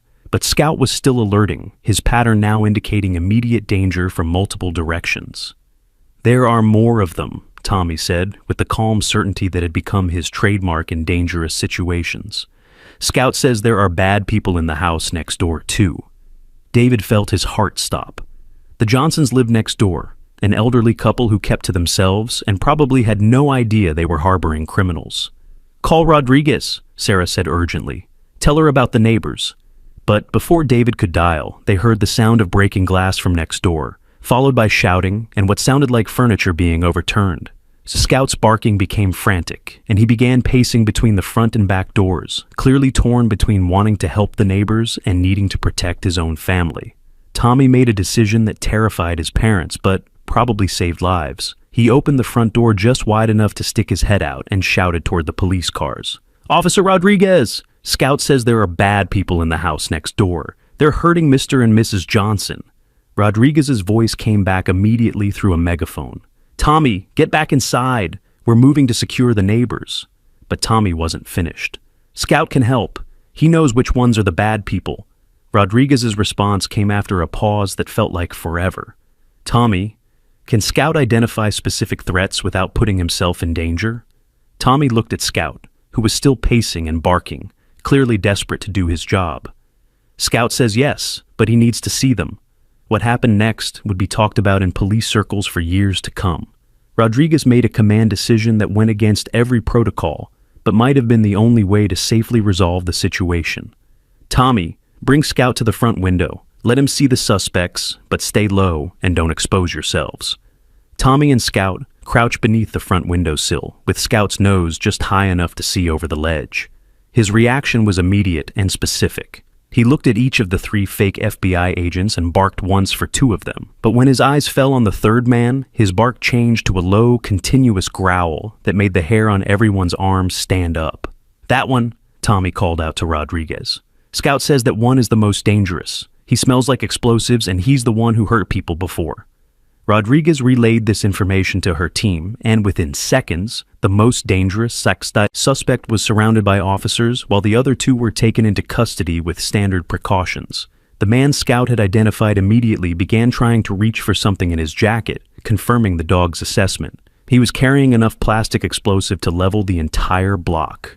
The situation at the neighbor's house was resolved quickly once police knew exactly what they were dealing with. The Johnsons were shaken but unharmed, and 3 more criminals were taken into custody. As the last of the suspects was loaded into police cars, Rodriguez came to the front door to check on the family. "That dog of yours just prevented a massacre," she told Tommy seriously. "Those men were carrying enough firepower to take out half the neighborhood." Tommy was sitting on the floor with Scout in his lap, both of them exhausted from the adrenaline and stress of the evening. "Scout just wants everyone to be safe. Don't you, boy?" Scout's response was to lick Tommy's face and then rest his head on the boy's shoulder with a sigh that seemed to say the danger was over, for now. But Rodriguez's expression was troubled. "Tommy, there's something we need to talk about.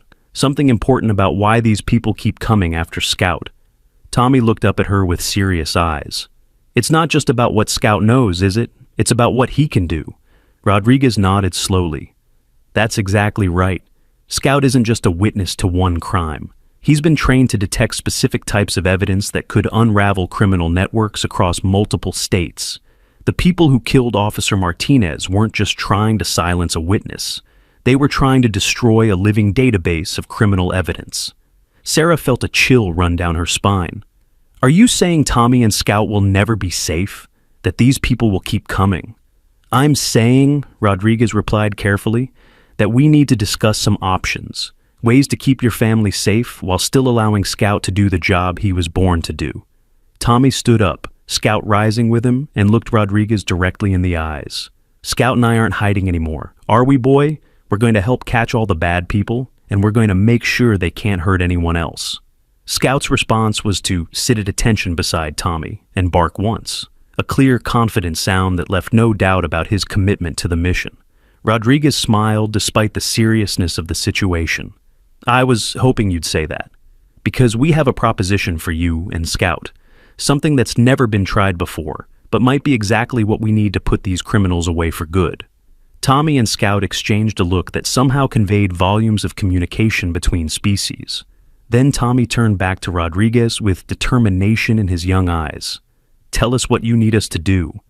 As Rodriguez began to explain the unprecedented partnership between the police department, a 5-year-old boy, and a heroic German shepherd, Scout positioned himself protectively next to Tommy and listened with the intense focus of a professional who understood that the most important mission of his career was about to begin. The criminals had made one crucial mistake. They had underestimated the power of loyalty, courage, and the unbreakable bond between a boy and his dog. Now they were about to learn just how dangerous that mistake could be. Rodriguez's proposition was unlike anything the police department had ever attempted. Tommy and Scout would work together as a specialized detection team, with Tommy serving as Scout's interpreter and emotional support, while Scout used his incredible training to identify evidence that traditional police work might miss. It was unconventional, unprecedented, and probably against dozens of regulations. But given the results they had already achieved, the department was willing to try anything. "Think of it as a partnership," Rodriguez explained to Tommy and his parents the next morning in her office. "Scout has abilities that no other dog on the force possesses, but he also has trauma that makes it difficult for him to work with traditional handlers. You, Tommy, seem to be the only person who can fully understand what he's trying to communicate." Tommy sat cross-legged on the floor next to Scout, absently stroking the dog's fur while he processed this information. "So, we'd be like real police officers?" "Special consultants," Rodriguez corrected with a smile. "You'd help us with specific cases where Scout's unique skills might make the difference between catching criminals and letting them escape." David still looked skeptical. "Rodriguez, Tommy is 5 years old. This is incredibly dangerous work, and these people have already tried to kill my family twice." "Which is exactly why this might be our best option," Rodriguez replied seriously. "These criminals aren't going to stop coming after Scout. They can't afford to let him live, knowing what he's capable of detecting. But if we can use Scout's abilities to gather enough evidence to put away the entire network, then the threat ends permanently." Scout seemed to be following the conversation, because he lifted his head and looked directly at Rodriguez when she mentioned putting away the criminal network. His tail wagged once, as if he approved of the plan. Tommy noticed Scout's reaction immediately. "Scout wants to catch all the bad people. He's tired of running and hiding, aren't you, boy?" Scout's response was to stand up and walk to the corner of Rodriguez's office where a map of the city was pinned to the wall. He sat down in front of it and began his alert pattern, the specific barking sequence that meant he was detecting something important. "What's he alerting to?" Rodriguez asked, moving to look at the map. Tommy joined Scout at the map, studying his body language carefully. Scout's remembering something about places he's been before. Scout moved closer to the map and raised his paw, placing it on a specific area near the Port District. His alerting intensified, and he began the continuous low bark that meant immediate danger. "He's marking locations," Rodriguez breathed. "He's remembering places where he detected evidence during his time with Officer Martinez." Tommy nodded excitedly. "Scout, can you show us more places?" Scout moved his paw to another area of the map, then another. Each location triggered the same alert response, and Rodriguez was frantically taking notes as she realized what they were witnessing. "This is incredible," she murmured. "Scout is giving us a map of criminal activity based on his scent memories. These locations probably represent months or years of evidence gathering." But Scout wasn't finished. He moved to a third location on the map, and his entire demeanor changed. Instead of alert barking, he began to whine and pace, his tail tucked between his legs in a way that meant he was remembering something traumatic. Tommy immediately went to comfort him. "It's okay, Scout. You're safe now. What happened at that place?" Scout pressed against Tommy for comfort, but continued to stare at the location on the map. His message was clear. Something terrible had happened there, something connected to Officer Martinez's death. Rodriguez looked at the location Scout had indicated and felt her blood run cold. "That's where we found Martinez's car, where he supposedly went off the bridge." Tommy looked up at Rodriguez with understanding beyond his years. Scout was there that night, wasn't he? He saw what really happened. Scout's whining intensified, and he began to shake. The memories were clearly painful, but Tommy's presence seemed to give him the strength to continue communicating. "It's okay, boy," Tommy whispered. "We need to know what happened so we can catch the people who hurt Officer Martinez. Can you be brave and show us?" Scout looked at Tommy for a long moment, then back at the map. Slowly, deliberately, he traced a path with his paw from the port area to the bridge location. His message was unmistakable. He and Martinez had been following a trail of evidence that led from the criminal operations at the port to the place where Martinez died. They weren't just randomly targeted, Rodriguez realized. Martinez and Scout were actively investigating something specific, and they got too close to the truth. Tommy was studying Scout's body language intently. "Scout knows where the evidence is hidden, don't you, boy? You remember where Officer Martinez hid the important things?" Scout's response was immediate and dramatic. He ran to Rodriguez's desk and began pawing at a drawer, whining urgently. "What does he want?" Rodriguez asked, opening the drawer to reveal standard office supplies. But Scout was focused on something specific. He nosed aside pens and paper clips until he found what he was looking for. A small USB drive that Rodriguez used for file transfers. "USB drive," Tommy said with sudden understanding. "Scout remembers a USB drive. Officer Martinez hid evidence on a computer thing like that." Rodriguez felt her heart racing. "Scout, do you know where Officer Martinez hid a USB drive with evidence?" Scout's response was to grab the USB drive gently in his mouth and carry it back to the map. He dropped it on the exact location where he'd indicated trauma and looked at Rodriguez expectantly. "The bridge," Rodriguez breathed. He hid evidence somewhere near the bridge before he was killed. But Tommy was shaking his head. "Not near the bridge. Scout's showing us something else."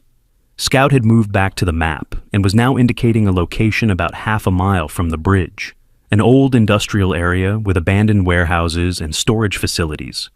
"That's where Officer Martinez really went that night," Tommy interpreted. "He hid the evidence there before the bad people caught him." Rodriguez was already reaching for her phone. "If there's evidence hidden at that location, we need to secure it immediately. But, Tommy, this could be extremely dangerous. These criminals have been willing to kill to protect their secrets."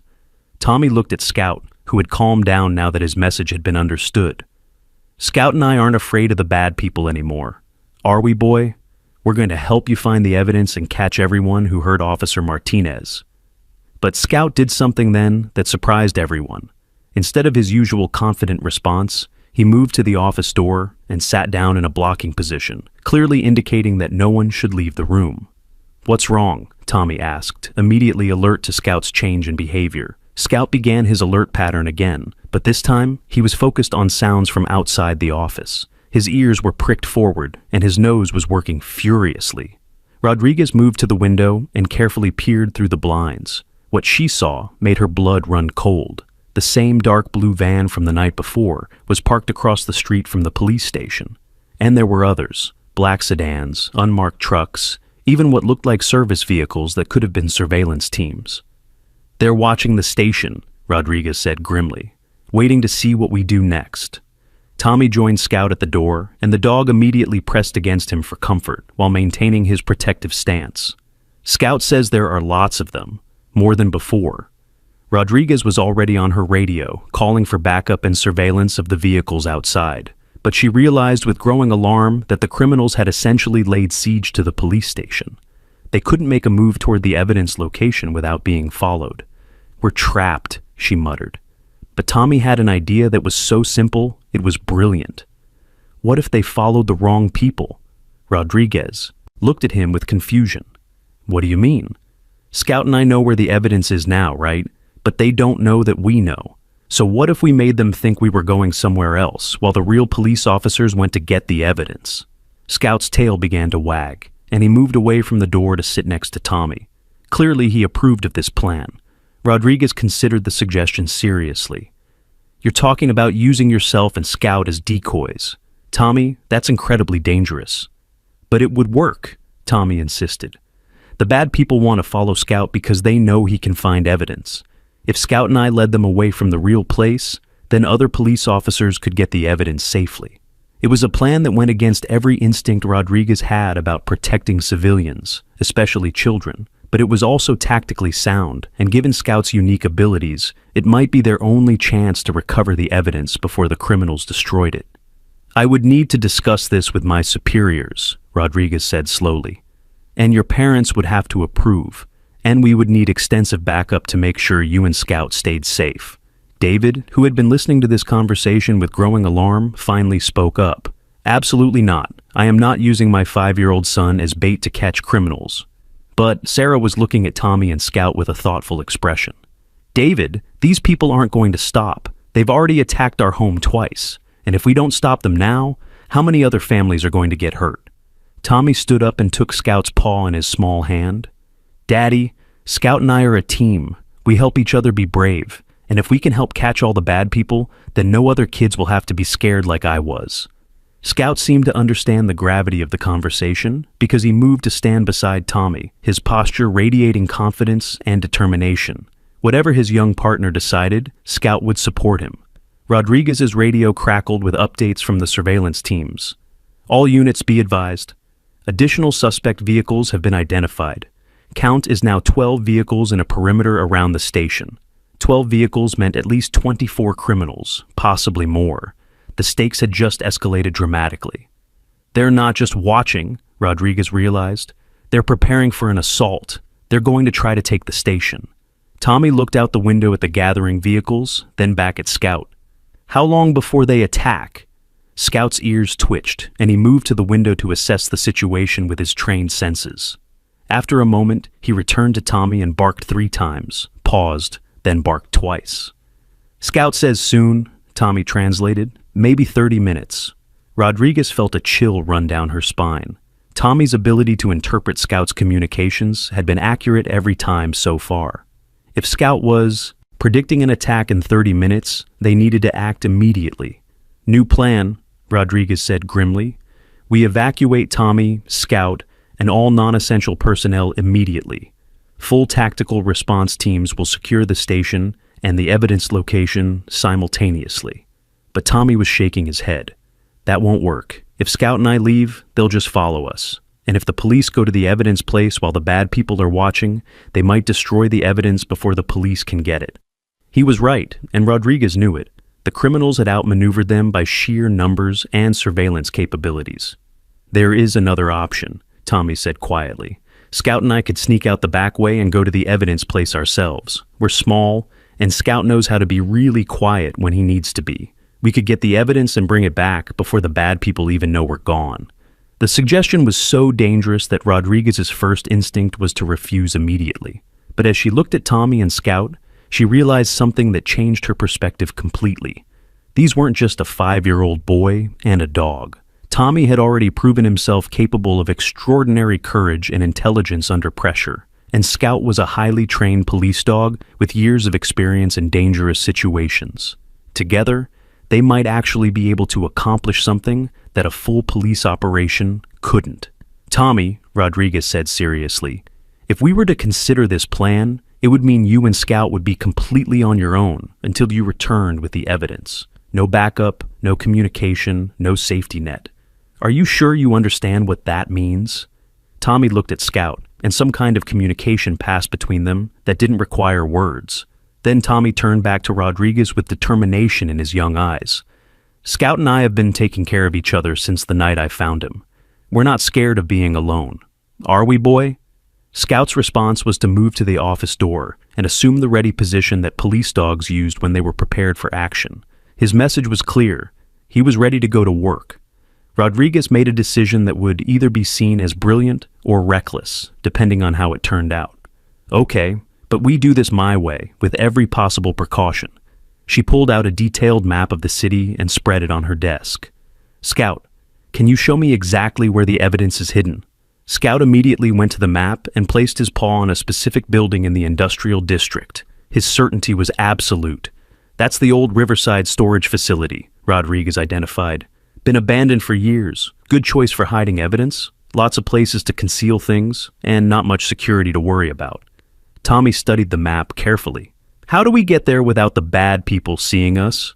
Rodriguez traced a route with her finger that went through back alleys and service roads, avoiding main streets where surveillance vehicles might spot them.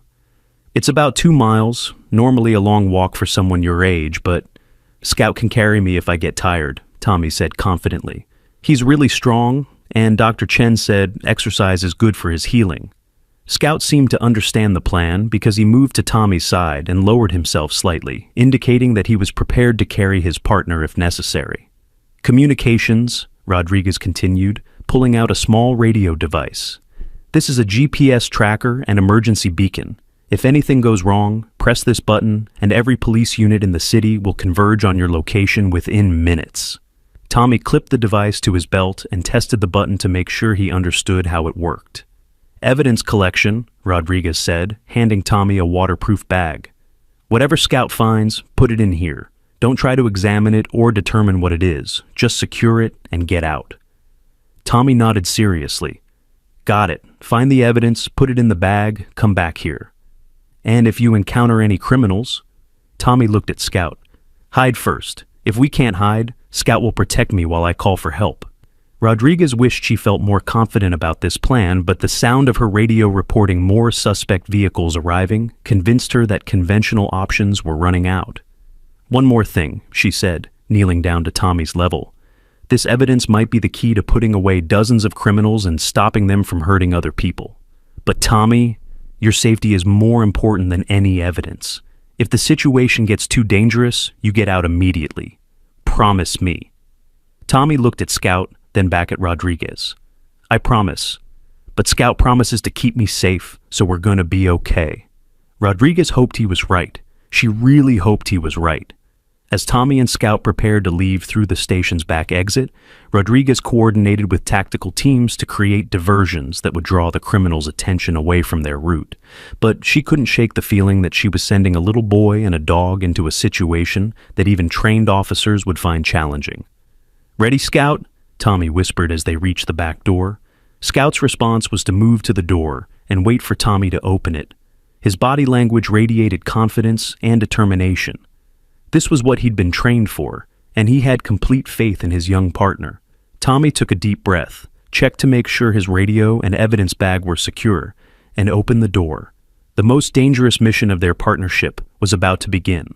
As they slipped out into the alley behind the police station, Scout immediately took point, using his superior senses to scout for threats while Tommy stayed close behind. They moved with surprising stealth for a child and a large dog, using the urban landscape to provide cover as they began their journey toward the evidence that could change everything. But neither Tommy nor Scout realized that they were being watched by someone who had anticipated exactly this kind of desperate gambit. Hidden in the shadows of a building across from the police station, a figure with a snake tattoo on his wrist spoke quietly into a radio. "The boy and the dog are moving. Initiate containment protocol." The most dangerous game of hide-and-seek either Tommy or Scout had ever played was about to begin. Tommy and Scout moved through the back alleys with the practiced stealth of a team that had learned to trust each other completely. Scout's ears swiveled constantly, monitoring for sounds that might indicate danger, while his nose worked to identify scents that could warn them of approaching threats. Tommy stayed close behind, one hand resting lightly on Scout's back for both comfort and communication. They had been moving for about 10 minutes when Scout suddenly stopped and pressed himself against the wall of a building. Tommy immediately froze, understanding that Scout had detected something dangerous. Through the gap between two buildings, they could see one of the black sedans that had been watching the police station. It was moving slowly down the main street, clearly searching for something, or someone. Scout waited until the car had passed completely before indicating with a subtle head movement that it was safe to continue.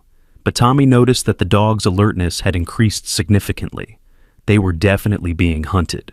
The abandoned riverside storage facility was still over a mile away, and the route Rodriguez had mapped out for them required crossing several open areas where they would be vulnerable to surveillance. But Scout seemed to have his own ideas about navigation. Instead of following the planned route, Scout led Tommy through a series of drainage tunnels and storm sewers that Tommy never would have known existed. The passages were dark and smelled terrible, but they provided perfect cover from anyone watching the streets above. "How did you know about these tunnels?" Tommy whispered as they crawled through a particularly narrow section. Scout's response was to pause and touch his nose to a small mark on the tunnel wall. A faded paint mark that looked like it might have been left by a police officer marking a route during an investigation. "Officer Martinez showed you these," Tommy realized. "You and him used to go this way when you were investigating the bad people." Scout's tail wagged once in the cramped space, confirming Tommy's guess. Even in death, Officer Martinez was still helping them through Scout's memories. They emerged from the tunnel system about 3 blocks from their destination, much closer than Tommy had expected. Scout had shaved at least 20 minutes off their journey time and kept them completely hidden from street-level surveillance. But as they approached the storage facility, Scout's behavior changed dramatically. His hackles rose, his tail stiffened, and he began the low, continuous growl that meant immediate danger. Tommy looked around, but saw nothing threatening. The area was deserted, with rusted chain-link fences and broken windows that suggested no one had been here for years. "What is it, Scout?" Tommy whispered. Scout's response was to move very carefully toward the main building, using abandoned vehicles and debris piles for cover. His message was clear. They weren't alone here.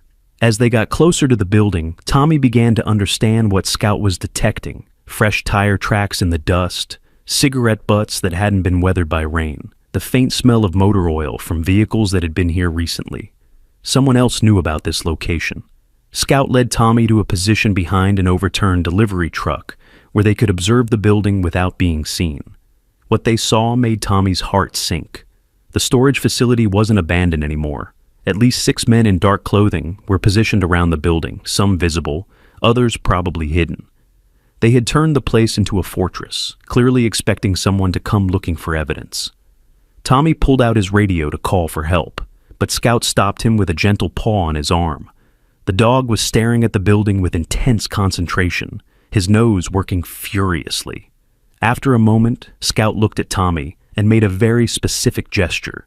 He pointed his nose toward a section of the building that was separate from where the guards were positioned, then made the alert signal that meant he had detected the scent he was looking for. "The evidence is still there," Tommy interpreted, "but it's not where the bad people think it is." Scout confirmed this with a single tail wag, then began moving in a wide circle around the building, staying well hidden, but clearly planning an approach route. Tommy realized what Scout was thinking. Officer Martinez had been smart enough to hide the evidence in a location that wouldn't be obvious, even to people who knew about the building. The criminals were guarding the main areas, but they didn't know exactly where to look.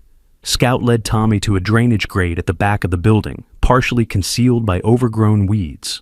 The grate was loose, and when Scout pawed at it gently, it moved just enough to reveal an opening large enough for a small boy and a medium-sized dog. "You remember this place," Tommy whispered. "You and Officer Martinez came here before." Scout's response was to squeeze through the opening and wait for Tommy to follow. Inside, they found themselves in a maintenance tunnel that ran beneath the building. The tunnel was pitch black, but Scout moved with confidence, clearly remembering the layout from previous visits. Tommy kept one hand on Scout's fur and used his other hand to feel along the wall as they moved deeper into the building. They walked for what felt like hours, but was probably only a few minutes before Scout stopped at what appeared to be a dead end. But when Tommy felt around the wall, he found a loose panel that swung inward to reveal a hidden room. Inside the room, Tommy's phone flashlight revealed something that made his breath catch. Boxes of files, recording equipment, photographs, and in the center of it all, a laptop computer with several USB drives attached. "Officer Martinez's secret office," Tommy breathed. Scout moved immediately to one specific USB drive, pawing at it gently while making the soft, whining sound that meant he was remembering something important. Tommy carefully disconnected the drive and put it in the evidence bag Rodriguez had given him. But as he did, he noticed something that made his stomach clench with fear. The laptop screen was still on, and it was displaying a live video feed. Multiple camera angles showing the outside of the building, including several that revealed the positions of the guards Tommy and Scout had seen earlier. But more terrifying than that, the cameras also showed additional men moving into position around the building. Many more men than had been there when they arrived. They were trapped.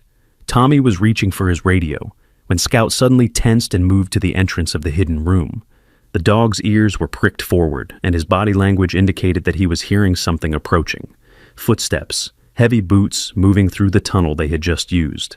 "Find them," a voice echoed through the tunnels. "The boy and the dog came this way. They have to be down here somewhere."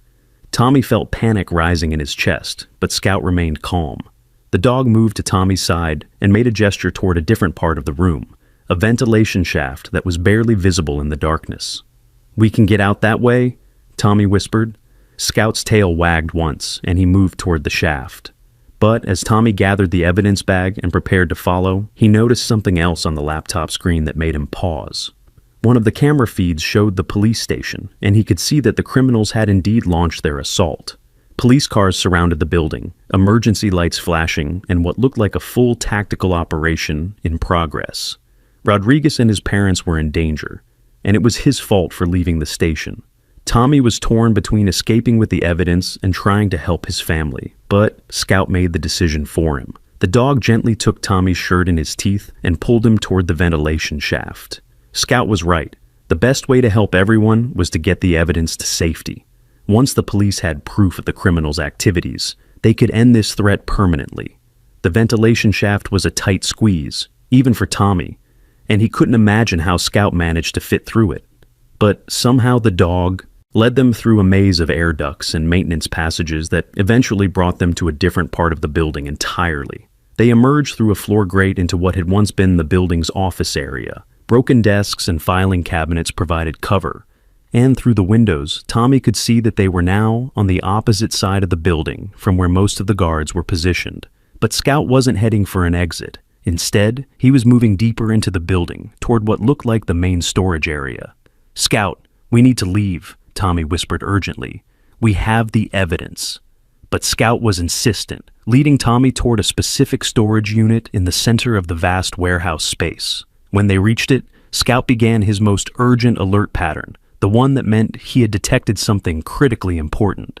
Tommy looked at the storage unit and realized it was different from the others. Newer padlock, less dust, and when he pressed his ear to the metal door, he could hear something that made his blood run cold.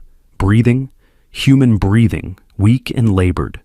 Someone was trapped inside the storage unit. Tommy fumbled with the padlock, but it was too strong for him to break. Scout seemed to understand the problem because he moved to a nearby tool cart and began pawing at a bolt cutter that had been left behind by workers. The tool was heavy, but Tommy managed to drag it to the storage unit and position it on the padlock. It took all his strength, but eventually the lock snapped open. Inside the storage unit, Tommy's flashlight revealed a sight that brought tears to his eyes. A man in a police uniform, unconscious but alive, tied up and left to die in the airless metal box. "Officer Martinez," Tommy breathed, but Scout was shaking his head and whining. This wasn't Officer Martinez. This was someone else, someone the criminals had captured more recently.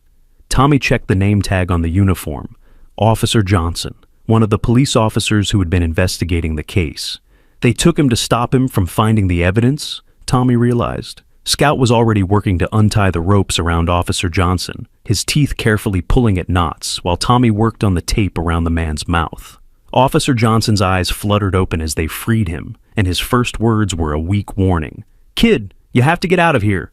They're coming back. They're going to—" His words were cut off by the sound of voices and footsteps approaching their location.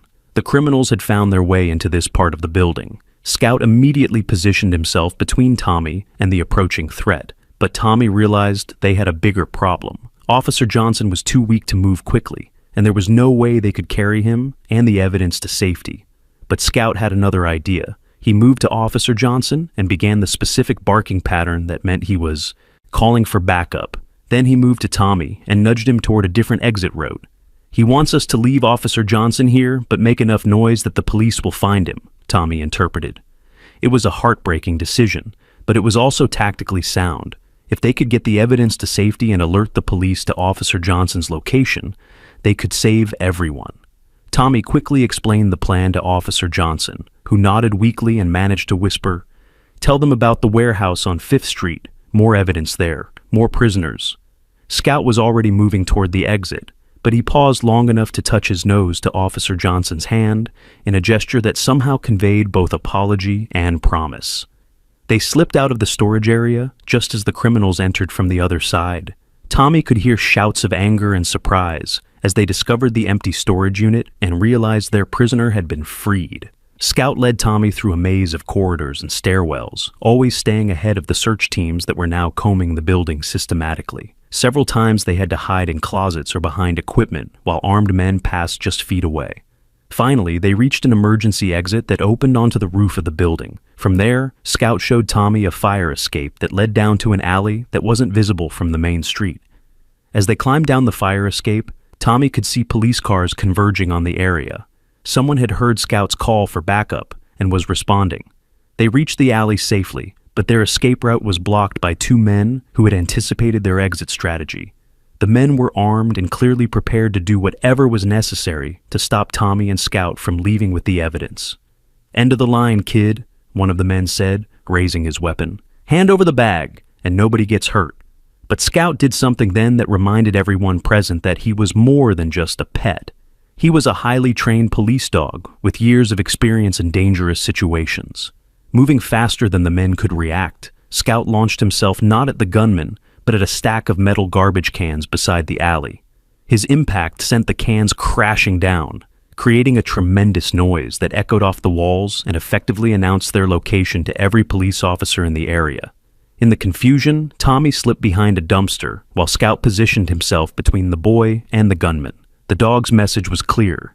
If they wanted to hurt Tommy, they would have to go through him first. The sound of police sirens was getting closer, and the men realized their time was running out. One of them made a desperate lunge for Tommy, but Scout was ready. What happened next would be talked about in police circles for years. Scout didn't attack the man. Instead, he executed a perfect takedown maneuver that he had been trained to use as a police dog. He knocked the man off balance, pinned him to the ground, and held him there without causing serious injury. The second man raised his weapon toward Scout, but Tommy did something that surprised everyone, including himself. "Scout down!" Tommy commanded in the firm voice he had learned from watching police training videos. Scout immediately dropped flat, and the gunman's shot went wide, hitting the brick wall where Scout had been standing.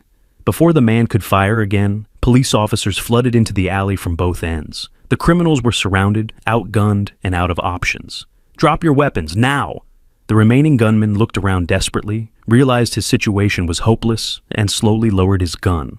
As the police took the criminals into custody, Officer Rodriguez appeared at Tommy's side. "Are you hurt? Is Scout okay?" Tommy looked at Scout, who was still in the down position, waiting for permission to move. "We're okay, and we got the evidence. All of it." He handed Rodriguez the evidence bag, which now contained not only the USB drive they had come for, but also the additional information Officer Johnson had given them about other locations. "There's more," Tommy said urgently. "Officer Johnson is alive. He's in the storage building, and he told us about a warehouse on 5th Street with more evidence and more prisoners." Rodriguez was already coordinating rescue operations on her radio, but she paused to kneel down next to Tommy and Scout. "You two did something incredible today. You not only recovered evidence that will put away dozens of criminals, but you saved Officer Johnson's life, and probably the lives of other prisoners we didn't even know existed." Scout had finally relaxed enough to accept praise, and his tail was wagging as various officers congratulated him on his work. But Tommy was looking back toward the storage building with a worried expression. What about all the bad people who got away? Are they going to keep trying to hurt people? Rodriguez followed his gaze and smiled. "Tommy, take a look around." For the first time, Tommy noticed that the entire area was swarming with police cars, FBI vehicles, and what looked like federal agents. The operation had expanded far beyond just recovering evidence. "The information you and Scout recovered has given us everything we need to shut down the entire criminal network. Not just the people here, but their associates in other cities, their financial backers, everyone involved in the operation." As if to prove her point, Rodriguez's radio crackled with reports of simultaneous arrests happening across the city. Warehouses being raided, suspects being taken into custody, evidence being recovered from dozens of locations. "It's over," Rodriguez said with satisfaction. "Finally, it's over." Tommy looked at Scout, who was watching the police activity with the professional interest of a working dog whose job was complete. "We did it, Scout. We caught all the bad people." Scout's response was to move to Tommy's side and gently lick the boy's face. Then he sat down in the classic police dog posture and let out a single, triumphant bark. 6 months later, Tommy and Scout attended a ceremony at City Hall where they were both awarded medals for their service to the community. Scout received an official commendation from the police department, while Tommy was recognized as the youngest person ever to assist in a major criminal investigation. But the ceremony wasn't the end of their story. It was just the beginning. Scout had officially retired from active police duty, but he and Tommy had become something unique in law enforcement. A specialized consultation team that helped solve cases involving missing persons, hidden evidence, and criminal investigations that required Scout's extraordinary detection abilities. They worked only on cases that were safe for Tommy's age, and always with full police backup. But their success rate was phenomenal. Scout's ability to detect evidence, combined with Tommy's gift for interpreting the dog's communications, made them invaluable to law enforcement agencies across the region. Tommy was now 6 years old and had started first grade, where he had become something of a celebrity. His teacher, Mrs. Adams, had even incorporated Tommy and Scout's adventures into the classroom curriculum, using their story to teach lessons about courage, teamwork, and the importance of helping others. But perhaps most importantly, Tommy and Scout had given each other something that neither had expected to find: a family. Scout had found a home where his skills were valued and his trauma was understood. Tommy had found a best friend who would always protect him and who shared his sense of adventure and justice. Every evening, they could be found in Tommy's room, where Tommy would read stories to Scout while the dog listened, with the patient attention of someone who understood that the best adventures were the ones shared with the people you love. And sometimes, late at night when the house was quiet, Scout would rest his head on Tommy's pillow and remember the dark concrete tomb where he had almost died. But now, instead of fear, those memories brought only gratitude for the little boy who had refused to give up on him. "Thank you for saving me," Scout seemed to say with his gentle brown eyes. "Thank you for saving me too," Tommy would whisper back, understanding that rescue always goes both ways. Their story had touched millions of people around the world, inspiring others to believe in the power of courage, compassion, and the incredible bond between humans and animals. But for Tommy and Scout, the greatest reward wasn't fame or recognition. It was simply the knowledge that they had found each other in the darkness, and together they had made the world a little bit safer for everyone. If this incredible story of courage and friendship moved you, don't forget to like this video, share it with your friends and family, and subscribe to our channel for more amazing true stories. Comment below and let us know where you're watching from. We love hearing from our viewers around the world. And remember, sometimes the smallest acts of kindness can change everything.